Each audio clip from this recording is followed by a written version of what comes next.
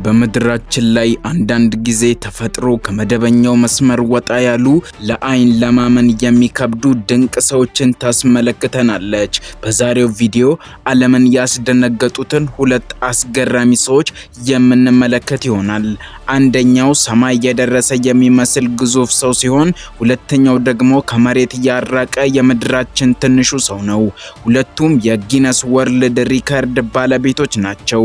የታሪክ ስለ ርዝመትና አጭርነት ብቻ ሳይሆን ስለ ሰው ልጅ ጽናት እና ስለ ስነ ልቦናዊ ሚስጥሮች እንዲሁም ደግሞ ስለ አስገራሚ የአጋጣሚ ግንኙነት ነው። እስከ ፕሮግራማችን ፍጻሜ ድረስ አብራችሁን ቆዩ።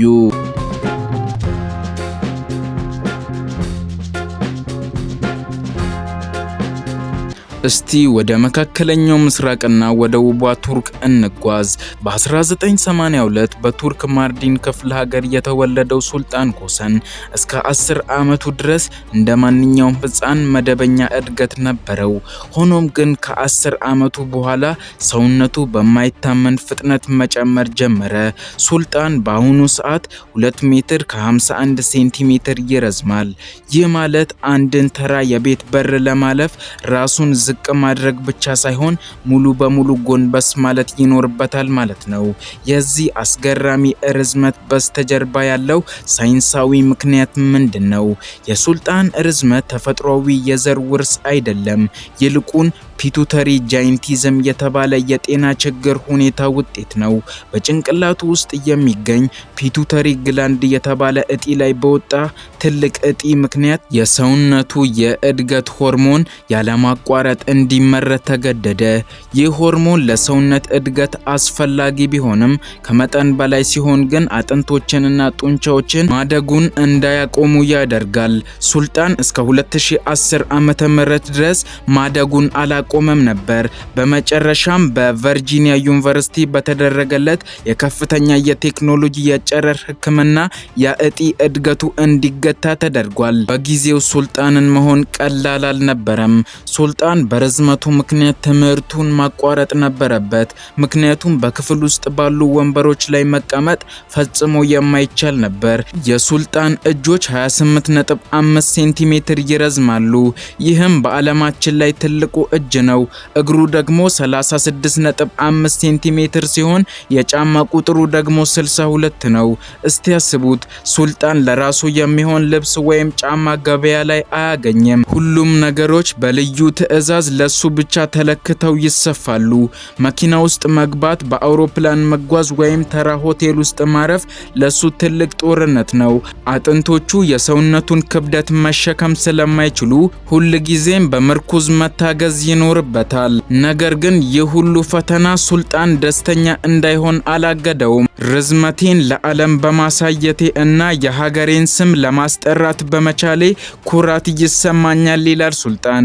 ይህ በእንዲህ እንዳለ ከቱርክ ሰማይ ጠቀስ ተራሮች ወርደን ወደ እስያ እምብርት ወደ ሂማሊያ ግርጌ እንጓዝ። እዚህ ጋር ነው በታሪክ ውስጥ እጅግ አጭሩ ሰው ተብሎ በጊነስ ወርልድ ሪከርድ የሰፈረውንና ዓለምን ያስገረመውን ቻንድራ ባሃዱር ዳንዲን የምናገኘው። ቻንድራ የተወለደው እንደ አውሮፓውያኑ የዘመን ቀመር በ1939 በኔፓል ራቅ ባለች መንደር ውስጥ ነው። የቻንድራ ቁመት 54.6 ሴንቲሜትር ብቻ ነበር። ይህን ቁመት በምሳሌ ለማስረዳት ያክል አንድ መደበኛ የኮምፒውተር ሞኒተር ወይም ደግሞ 3 ሊትር ውሃ መያዣ ቁመት አካባቢ እንደሆነ አስቡት። የሚገርመው ነገር ቻንድራ ለ72 ዓመታት ያህል በዚች ምድር ላይ ሲኖር የዓለም ሚዲያዎች ስለሱ ምንም የሚያውቁት ነገር አልነበረም። እሱና ቤተሰቦቹ በኔፓል ሪምፓኮሊ በተባለች ገጠራማ መንደር ውስጥ እጅግ በጣም ቀላል እና ከዘመናዊ ዓለም የተገለለ ህይወት እየመሩ ነበር። ቻንድራ በመንደሩ ውስጥ በሽመና ስራ እና የቤት እንስሳትን በመጠበቅ ይተዳደር ነበር። ምንም እንኳ ቁመቱ በጣም አጭር ቢሆንም በመንደሩ ማህበረሰብ ግን ትልቅ ክብር ነበረው። ይህ በእንዲህ እንዳለ ቻንድራ ለምን እንዲህ ሊያጠር ቻለ የሚለው ጥያቄ የብዙዎችን ትኩረት ወይም ደግሞ ቀልብ ስቧል። ዶክተሮች እንደሚገምቱት ቻንድራ ፕሪሞርዲያል ድዋርፊዝም በተባለ እጅግ ብርቅዬ የጤና እክል ሳይጎዳ እንዳልቀረ ይናገራሉ። ይህ ሁኔታ ከሱልጣን ኮሰን በተቃራኒ ገና በማህፀን ውስጥ እያለ የእድገት ፍጥነቱ እንዲገታ የሚያደርግ ነው። ነገር ግን የሚገርመው አብዛኛውን ጊዜ በዚህ ሁኔታ ውስጥ ያሉ ሰዎች ለከፍተኛ የጤና ችግሮች ይጋለጣሉ።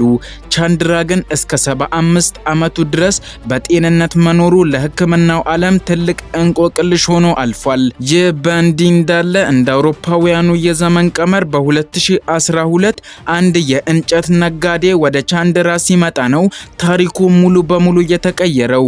ነጋዴው ይህን በሚያምንበት ቁመቱ ቆሞ የሚራመድ ትንሽ ሰው ሲያይ ወዲያውኑ ለሀገር ውስጥ ጋዜጠኞች መረጃውን አደረሰ።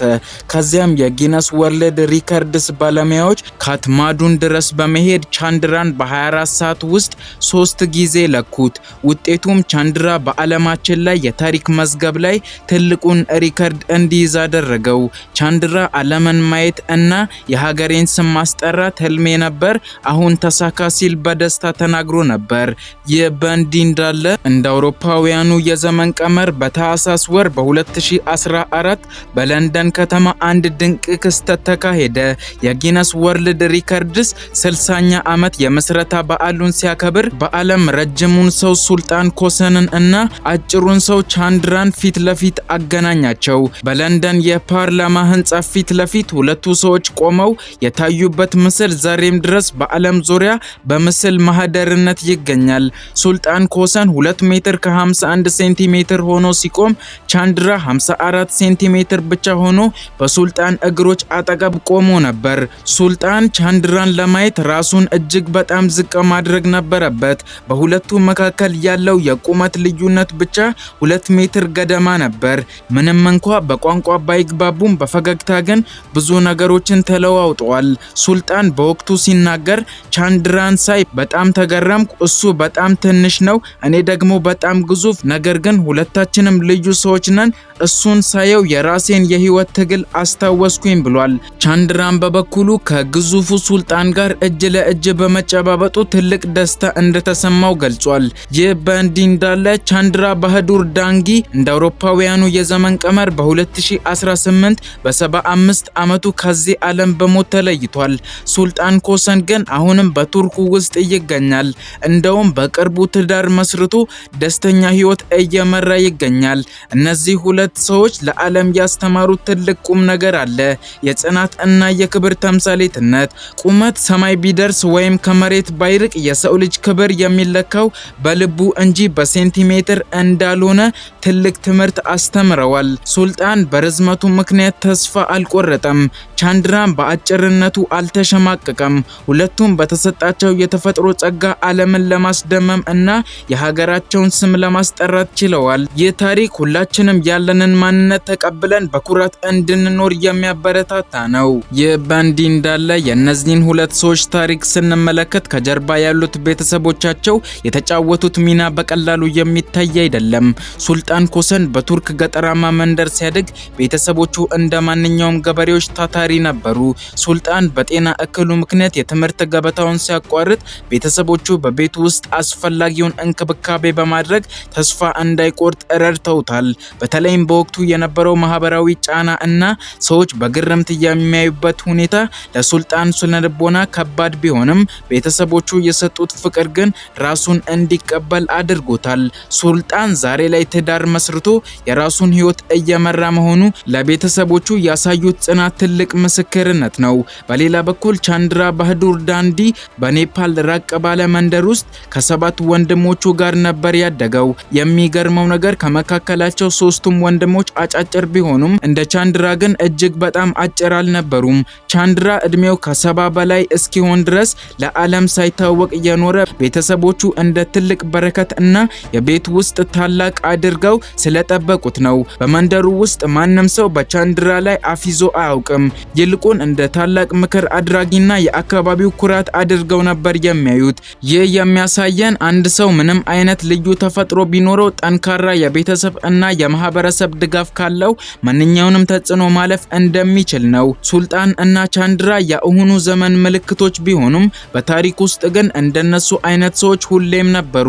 ሱልጣን ኮሰን በህይወት ካሉ ሰዎች ረጅሙ ቢሆንም በሰው ልጅ ታሪክ ውስጥ ግን የመጀመሪያው አይደለም። ከሱልጣን በፊት ሮበርት ዋድሎ የተባለ አሜሪካዊ በ2 ሜትር ከ72 ሴንቲሜትር ርዝመቱ የታሪክ ትልቁ ሪካርድ ባለቤት ነበር። በስተመጨረሻም ፕሮግራማችንን ስናጠናቅቅ የምናገኘው አንድ ትልቅ እውነት አለ። ሱልጣን ኮሰን እና ቻንድራ በህዱር ዳንጊ በዓለም ዙሪያ በሚሊዮኖች ለሚቆጠሩ ሰዎች ተስፋን ሰጥተዋል። ልዩ መሆን ስህተት አይደለም የሚለውን መልእክት በተግባር አሳይተዋል። ሱልጣን ዛሬም በቱርክ ውስጥ በእርሻ ስራው እና በተለያዩ ማህበራዊ ተግባራት እየተሳተፈ ይገኛል። ቻንድራ ደግሞ በታሪክ ውስጥ ስሙ ተጽፎ አልፏል። ሁለቱም ግን የሰው ልጅ በምድር ላይ ያለውን አስገራሚ ልዩነት እና ውበት ፍንትው አድርገው አሳይተዋል። ውድ የቻናላችን ቤተሰቦች የዛሬው ዝግጅታችንን እዚህ ላይ አበቃን። ይህን ታሪክ ከመጀመሪያው እስከ መጨረሻው ድረስ አብራችሁን ስለተከታተላችሁ ከልብ እናመሰግናለን። እንዲሁም ለቻናላችን አዲስ ከሆናችሁ ቻናላችንን ሰብስክራይብ እንዲሁም ደግሞ ላይክ በማድረግ የቻናላችን ቤተሰብ መሆን አትዘንጉ እያለን መልካም ጊዜ ይሁንላችሁ።